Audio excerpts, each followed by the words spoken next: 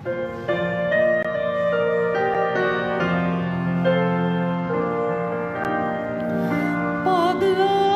ka, O Kristong maluluyon,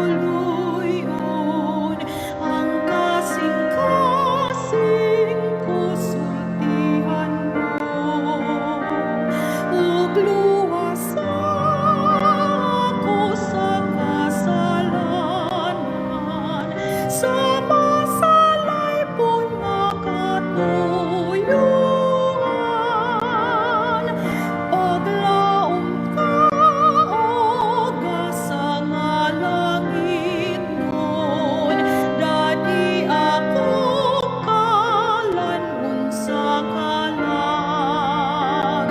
Bumuhi sa Espiritong balaan, bulngang kasakit sa kalibutan.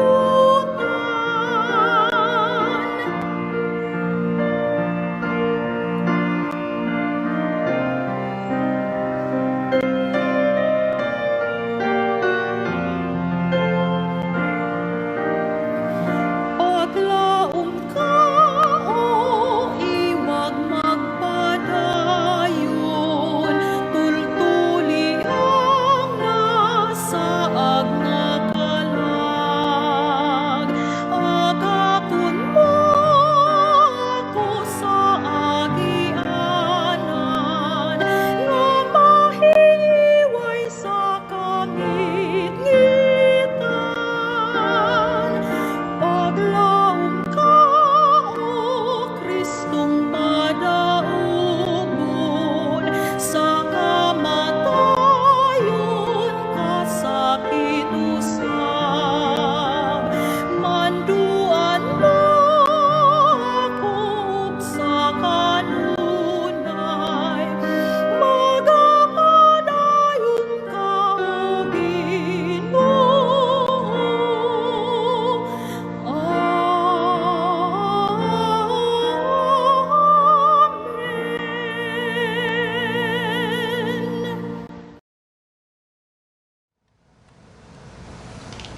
Maayong buntag kaninyong tanan ug kanatong tanan nga nag-aapil sa atong Metro Davao Hiniusang Panimbahon. Niya kita sa atong pagsaulog sa Reformation Sunday sa tanan nga mga nagsubaybay o nagsunod nining panimbahon.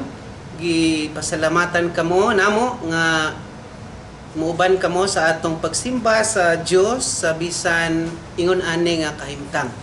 Nagtuo kita ng Dios anaa sa tanang kahimtang sa tao ug sa kalibutan. Busa ang atong pagsimba moabot gihapon ngadto kaniya bisan naalanta sa atong mga balay, naata sa atong higdaanan, naata sa atong mga opisina o asaman uban ni kami simbahon nato ang Dios sa espiritu ug sa kamatuoran.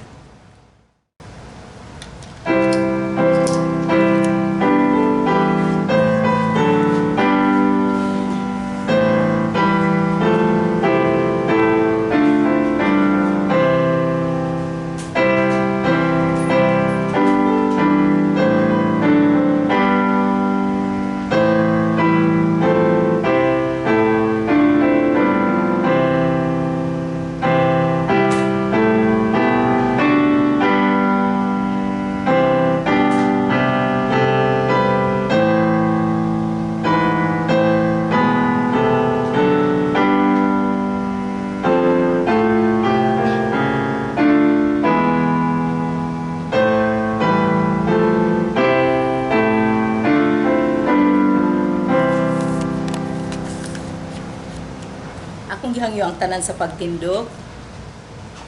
Katawan sa Dios, duol kamo sa Ginoo kay bisan unsa ang atong kahimtang siya nagadapit kanato. Kay atong gisimba ang Ginoo nga nagpakita sa atong kinabuhi gikan sa sinugan hangtod sa katapusan. Katawan sa Dios, duol sa presensya sa Ginoo kay siya adunay kahangawa sa matag usa kanato ug iyang gitagad ang atong kinabuhi. Magkalupay ka kay Ginoo puno sa gugmang balay pagtubad tungod niini iyang padala sa Kristo aros ug luwas sa tanan nga motuo kaniya. Busa atong daygon ug himayaon ang Ginoong Dios, kay siya takos sa pagdawat sa tanang dungog ug himaya.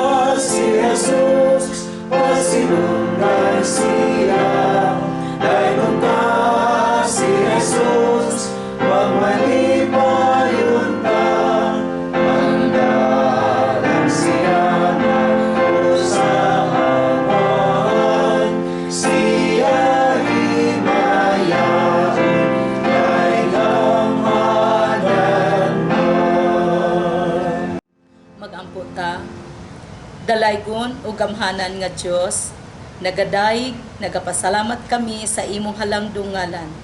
Niining kabuntagon ania kami sa imong atubangan, samtang magsimba kami kanimo sa espiritu ug sa kamatuoran.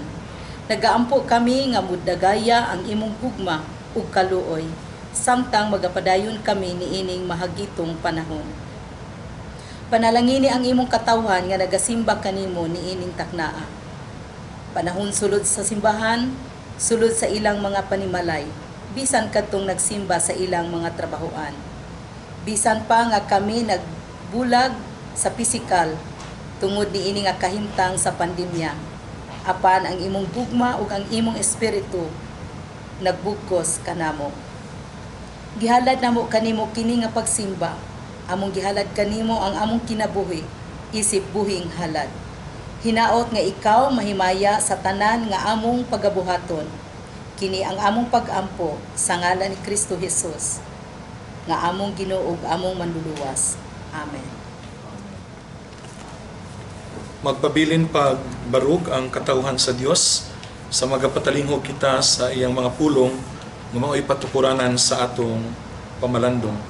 Gikan sa Titus chapter 2, 11 to 15 and 2 Corinthians 12, 9. Kay gipadayag sa Dios ang iyang grasya alang sa kaluwasan sa tanang mga tao.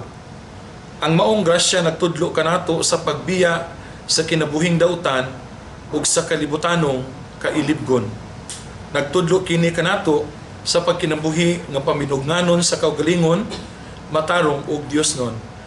Kinahanglan ingon niini ang atong pagkinabuhi samtang nagpaabot kita sa bulahang adlaw nga atong gilauman, inig padayag na sa himaya sa atong gamhanang Dios ug Manluluwas nga si Hesukristo.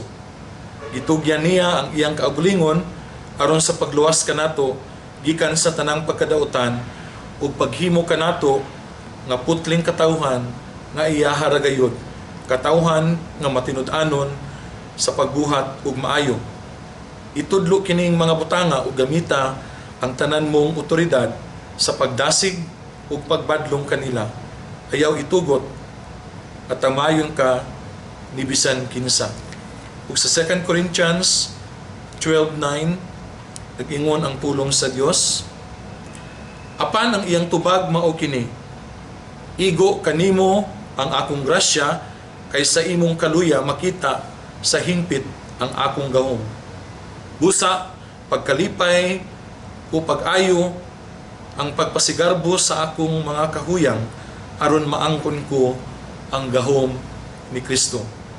Ang Ginoo magapanalangin kanato sa iyang mga pulong nga atong napatalinghugang karon.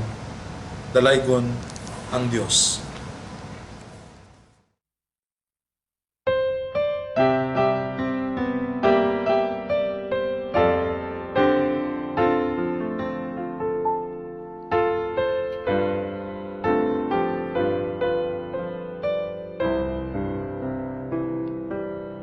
Ako sama sa uban na pangitan, mga butang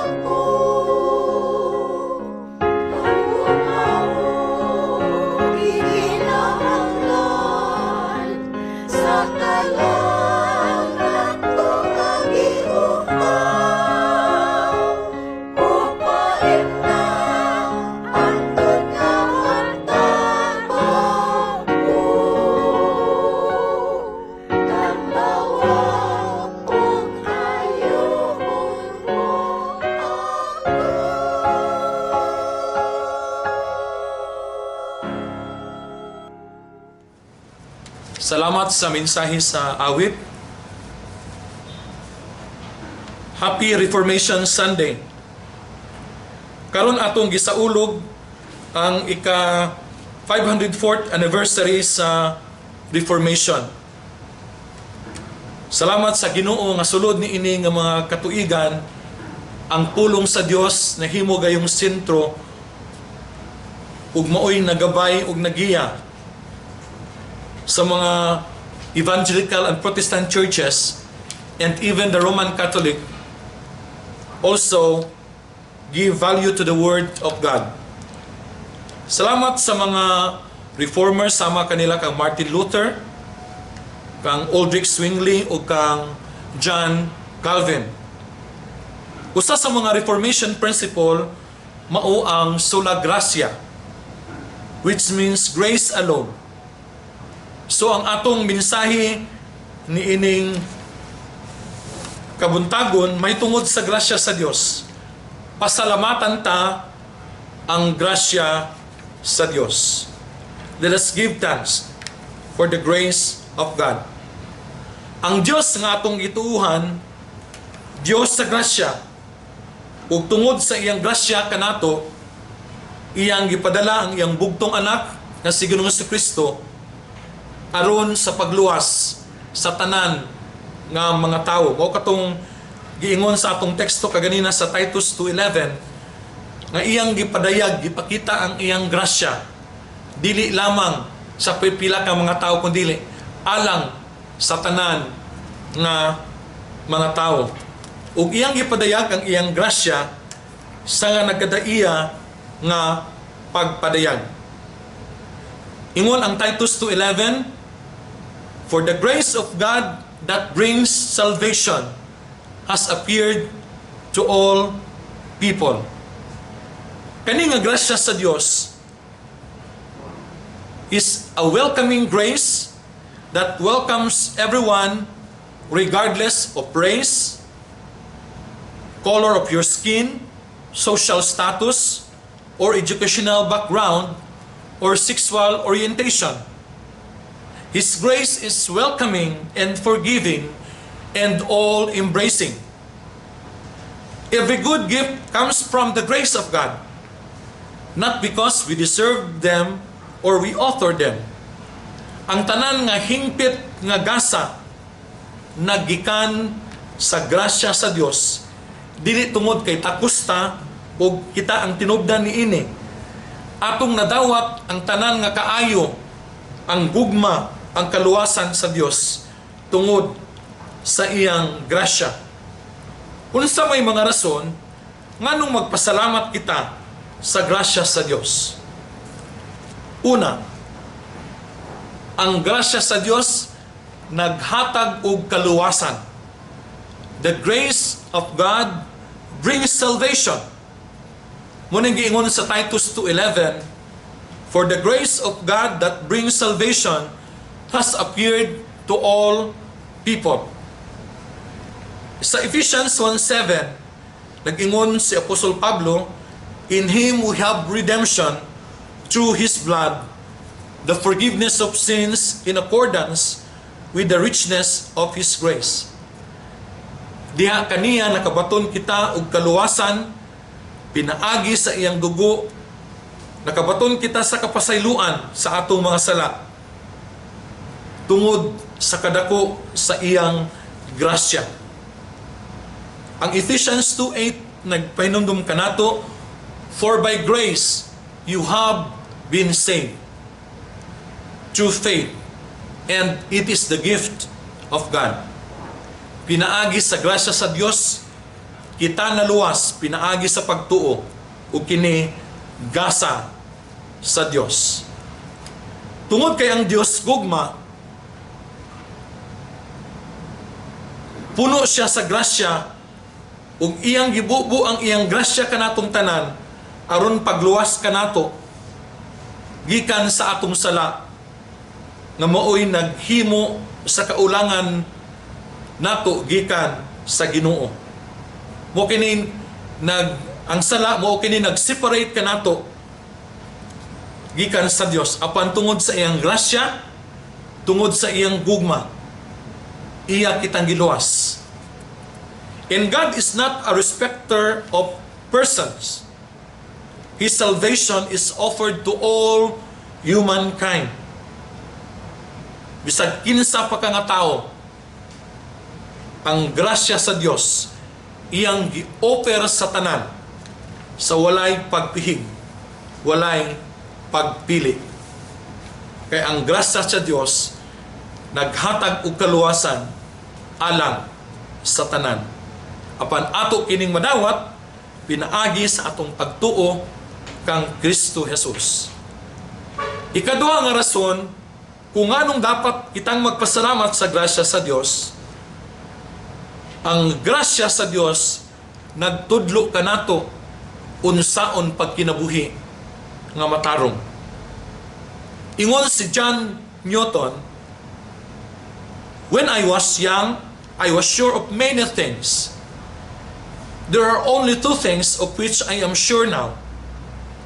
One is that I am a miserable sinner, and the other, that Jesus Christ is an all-sufficient Savior." Si John Newton, mao kini ang nagsulat sa himno nga Amazing Grace. Ug ang iyang testimony nga ang grasya sa Dios mao ay nagluwas kaniya ug nagtudlo kaniya pag kinabuhi nga balaan ug matarong. Ingon ang Titus 2:12, "The grace of God teaches us to say no to ungodliness and worldly passions, to live self-controlled, upright, and godly lives in this present age." Ang Proverbs 3:11 and 12, nag-ingon diri ang pulong sa Dios, "My son, do not despise the Lord's discipline, and do not resent His rebuke, because the Lord disciplines those He loves, as a father the son He delights in." So kining wala nagpasabot nga tungod kay gracious ang Ginoo, dili na ta niya disiplinahon. Kana bitaw atong mga ginikanan, nganong gidisiplina man ta nila tungod kay nahigugma sila kanato o gusto ta nga tudluan sa atong mga ginikanan sa pagkinabuhi nga tulid o matarong. God's grace is not an excuse to sin, but rather it is a reason to love and serve God more fully. O kinahanglan nga atong ialaw ang Ginoo ug ang iyang grasya nga mutudlo kanato unsaon pagkinabuhi nga matarong. God's grace in Scripture tells us what to do and what not to do.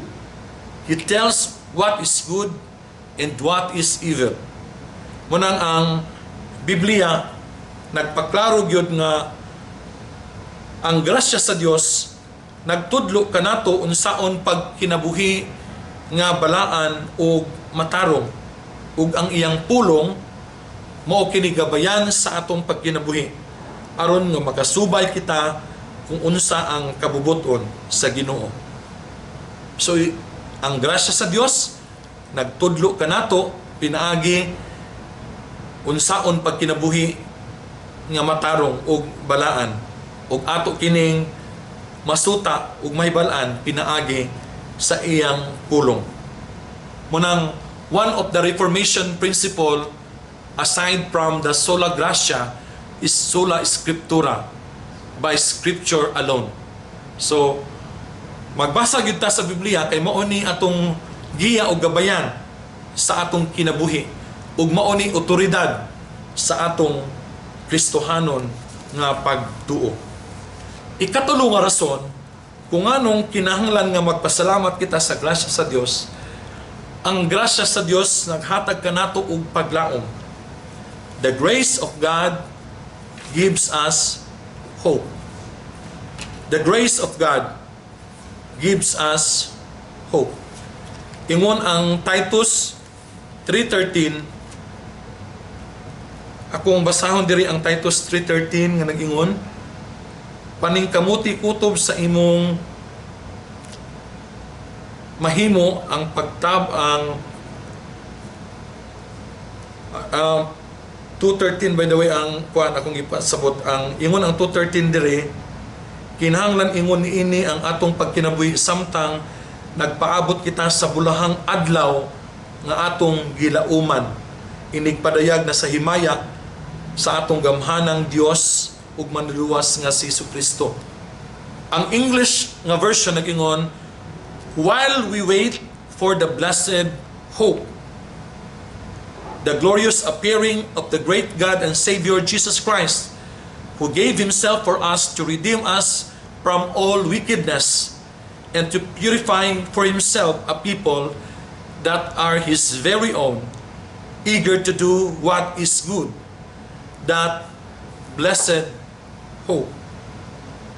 So, ang grasya sa Dios naghatag kanato og kaluwasan ug naghatag kanato og paglaom samtang nagpaabot kita ni anang blessed hope or bulahan nga paglaom inig padayag na sa atong Ginoong Hesukristo.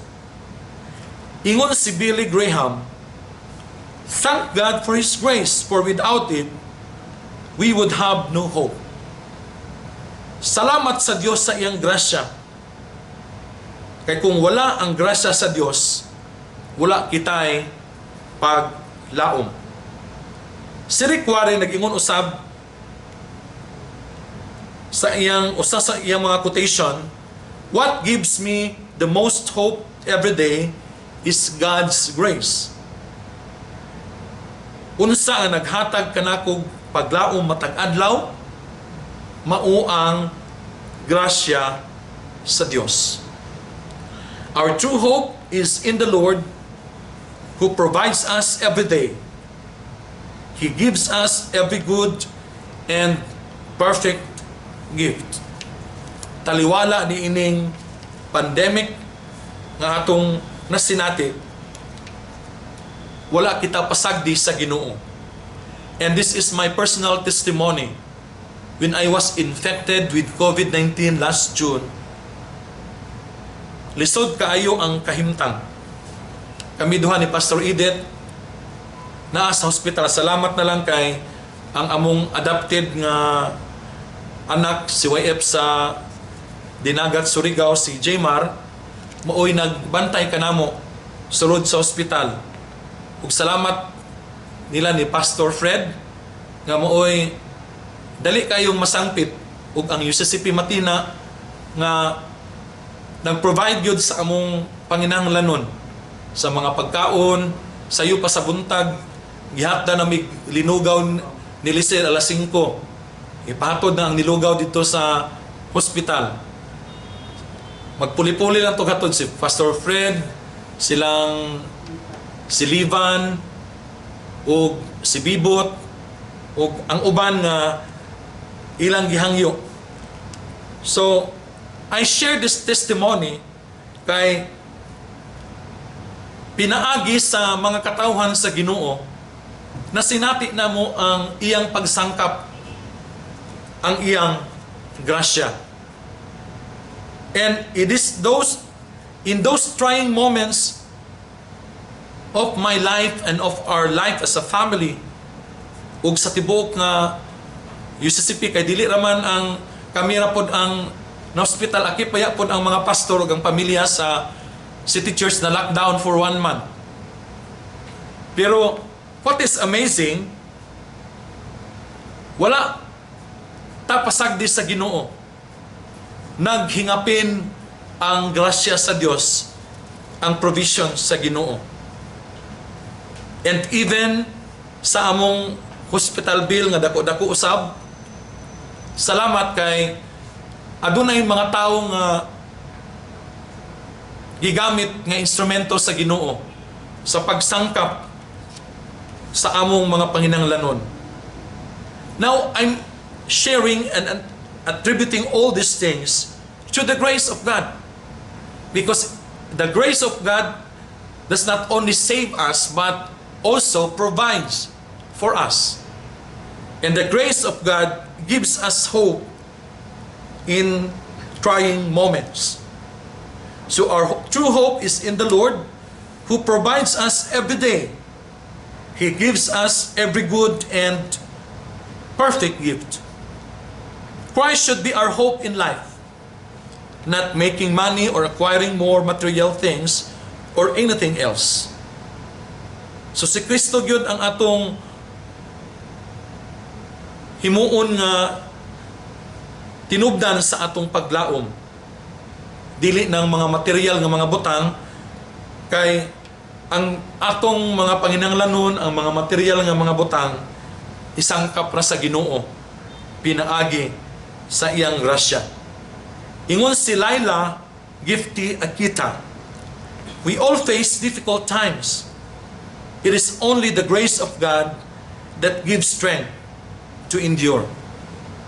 Kitang tanan, makasinati taog mga pagsulay kalisdanan sa kinabuhi. Pero ang grasya lamang sa Dios maoy maghatag kanato ug kusog nga makalahutay kita, nga maka-endure kita. So brothers and sisters in the Lord, this is the word of God for us this morning. Ug ang pag-end nato sa atong message, let me share to you that testimony and the life of John Newton, the writer of Amazing Grace. Nag-ingon si John Newton sa iyang hymn, Amazing Grace, how sweet the sound that saved a wretch like me. And to end this message, let us watch this video clip about Newton and his amazing grace. This is the word of the Lord for all of us this Reformation Sunday. Amen. Mag-aampo kita. Pasalamaton kami, o Dios, kanimo nga among Dios ug Manluluwas, labi na niining panahon sa pagbalik tan-aw namo sa ika 504 nga selebrasyon sa Reformation Day or Sunday. Salamat nga gibag-o nimo ang among hunahuna, ang among pagsabot ug pagtuo labi na sa mga basic doctrine of Christianity nga mao ang sola gratia, sola scriptura ug sola fide. Tugti kami nga niining panahona mo balik tan-aw sa unang mga gipangtudlo ug nga dili gayud mausab ug dili mabag-o.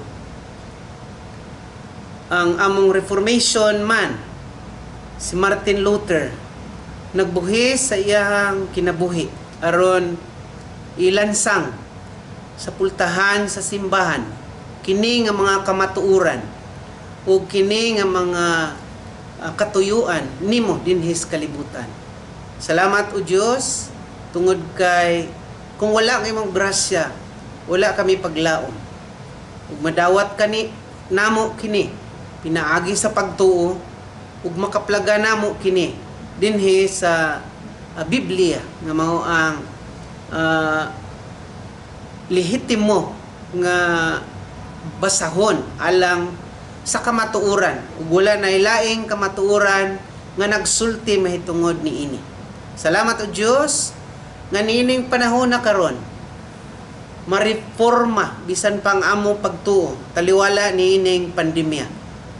Sayod mi nga doon na mga lugar o mga nasod nga nagluag na sa ilang mga restriksyon mahitungod sa COVID-19. Bisan na doon na pa'y uban nga hugot pa.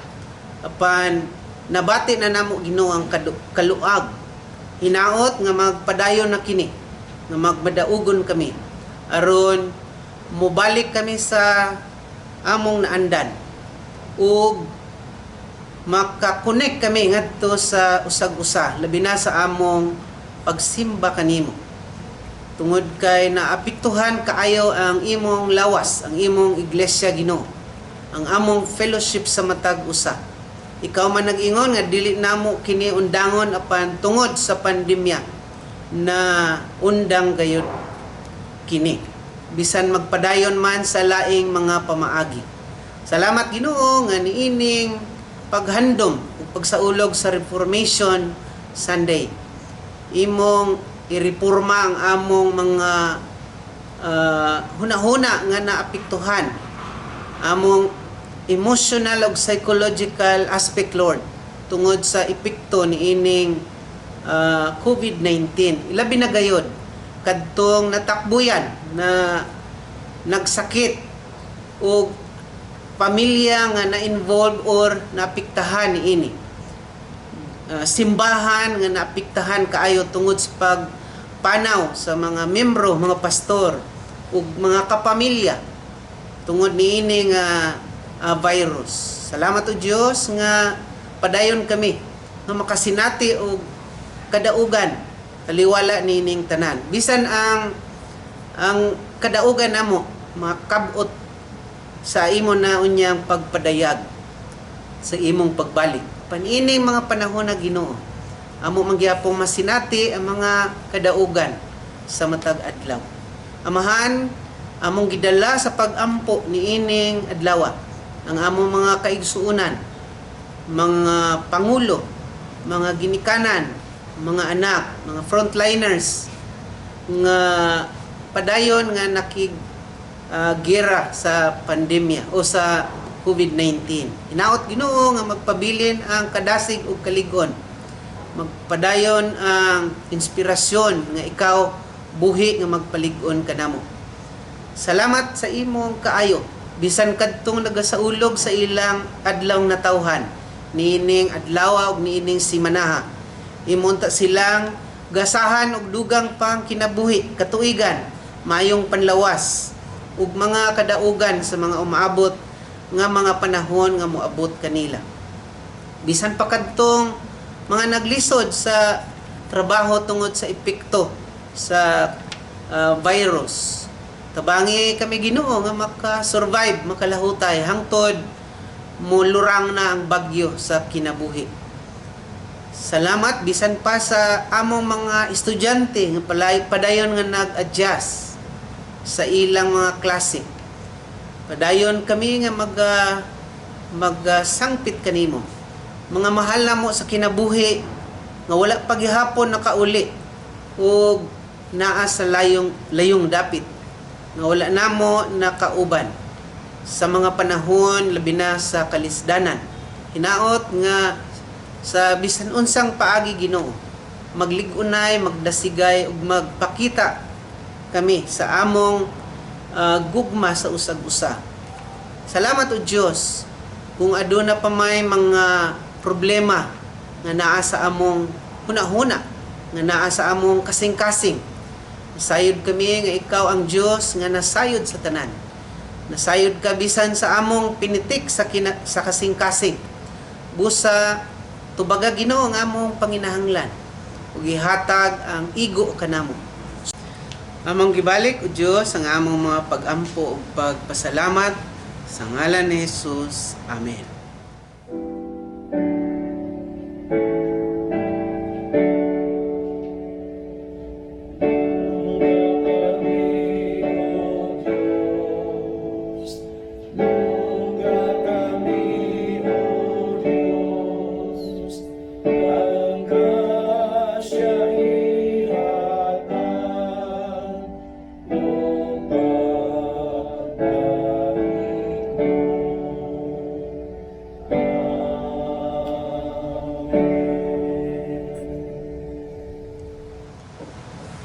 Tawag sa paghalad sa Hebreohanon kapitulo 13 bersikulo 15 hangtod sa 16 nag-ingon, busa himuon ta kanunay ang halad ngadto sa Dios pinaagi kang Jesus. Mao kini ang halad sa pagdayeg gikan sa mga ngabil nga nagsugid sa iyang ngalan. Ayaw kalimot sa pagbuhat sa maayo ug pagtinabangay kamo kay mao kini ang mga halad nga makapahimuot sa Dios. atong ibalik ang atong mga halad pasalamat ug ang atong mga ikapulo.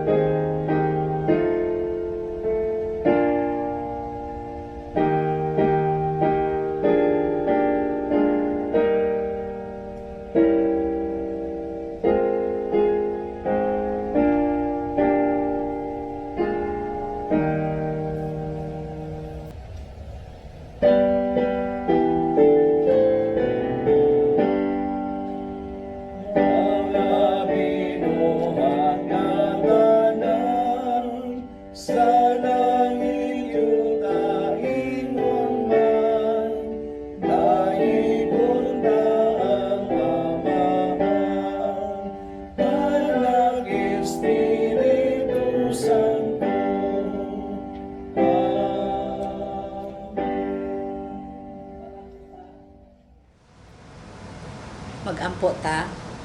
Salamat kanimo o Dios kay ang tanang panalangin gikan gayud kanimo. Dawata o Dios kining among mga halad sa pagpasalamat. Panalangin ni kini nga makasuporta alang sa buhat sa imong ministeryo. Kini ang among pagampo pinaagi ni Jesucristo nga among Ginoo. Amen. Alang sa atong mga pahibalo o pagpasalamat, atong ipahibalo dinhi sa mga membro sa Matina UCCP nga ang ilang regular face-to-face nga simba magsugod na November 7, alas 7:30 ug alas 10:30. Nagihapon ang IETF protocol ila gihapong subayon. Mga igsuon, nasayod man kita nga gikan pa niadtong bulan sa Hunyo, wala na ta naka-recording sa atong hiniusang panimbahon tungod kay dili man lagi mutugot ang panahon ug tungod sa mga sirkumstansya nga nagapanghitabo. So dili paghihapon motugot ang panahon hangtod sa atong panahon karon. Apan kung makahigayon kamo, amo mong ipahibaloon nga nakasugod yun mi. Pero wala pa ta nagsugod. Ayaw lang kaayo mo kalibog basta kay wala pa mutugot ang panahon. Gani pasalamatan nato ang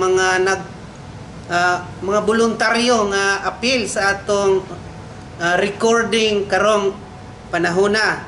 Atong magwawali si Pastor Melvin Ramoso, sa ato ang Liturgist, ang atong elder diha sa Matina si Liezel Sastrillas ug si Erika Panotes ang atong accompanist. Pastor Winsel Dihulde sa atong multimedia director nga tin-aw kaayo ang atong pagpamati o pagsimba niining adlaw. Salamat usab sa mga naghatag alang sa atong paniudto. Kay kinahanglan man gyud nato na paniudtohon ini kahuman. So mo na nga ipasalamatan namo ang mga kaigsuonan nga nagtabang sa atong sa ulog niining mga panahona. Hinaot nga magpadayon kita sa pagsimba diha sa Ginoo sa nagkalain-laing pamaagi. Daghang salamat.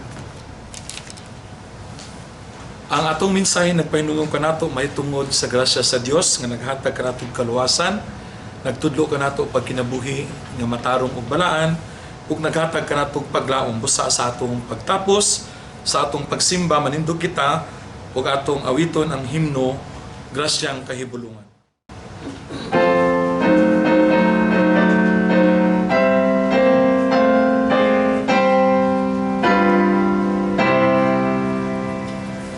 Grasyang kahibulongan sa akong Ginoo, mas labaw pang gamhanan sa kasalanan ko.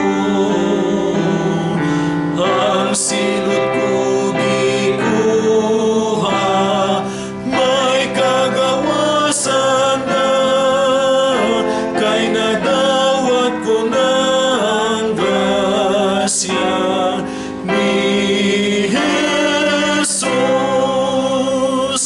Kahibulong ang grasya ni Jesus, lalong pa kaysa kanagatan. Katingalaman ang grasya niya alang sa tanan, labaw pa sa akong kalapasan, bisan pa sa kasalanan ko. Daigang nililungan ni Jesus, daiga siya. Grasyang kahibulongan sa akong Ginoo, ang nagbuktukan nato sa talikala ko. Walay pagkaulipon, kay luwas niya ako, kay nadawat ko ng grasya ni Jesus. Kahibulong ang grasya ni Jesus, lalong pa kaysa kanagatan. Katingalaman ang grasya niya alang sa tanan, labaw pa sa akong kalapasan, bisan pa sa kasalanan ko. Daigang nililungan ni Jesus, daiga siya. Grasyang kahibulongan sa akong Ginoo, naghatag og kalinaw, malilimahaw, ang kinabuhing dayon akong anangkon, kay nadawat ko ng grasya ni Jesus. Kahibulong ang grasya ni Jesus, lalong pa kaysa kanagatan. Katingalaman ang grasya niya alang sa tanan, labaw pa sa akong kalapasan, bisan pa sa kasalanan ko. Daigang binilungan ni Jesus, daiga siya. dakos kagayod nga budawat sa tanan nga pagdaig, pagpasalamat ug himaya tungod kay ikaw ang Dios nga nagluwas kanamo pinaagi sa imong bugtong anak nga si Ginoong Kristo nga nag-ula sa iyang dugo, naghalad sa iyang kinabuhi alang sa among kaluwasan. Ang gugma ni Kristo nagpadayag sa hingpit nga grasya mo o Dios. Usa among ikaw nga pasalamatan ug agig pagpasalamat sa imong grasya, ihalad na mo balik ang among kinabuhi nga na kanimo. Panalangin ni ang matag usa nga nakigduyog sa among online worship. Katong anaa sa ilang mga panimalay, mga trabahoan, o sa bisan asa man sila Ginoo. Papasalamaton kaming tanan tungod sa imong grasya nga nagluwas, nagtudlo ka namo pagkinabuhi nga balaan ug matarong, ug naghatag ka namo paglaom labi na nining panahon sa pandemya. Dungga ug panimatia ang pagampo sa imong mga katawhan. Itugya namo ang tanan nga na kanimo.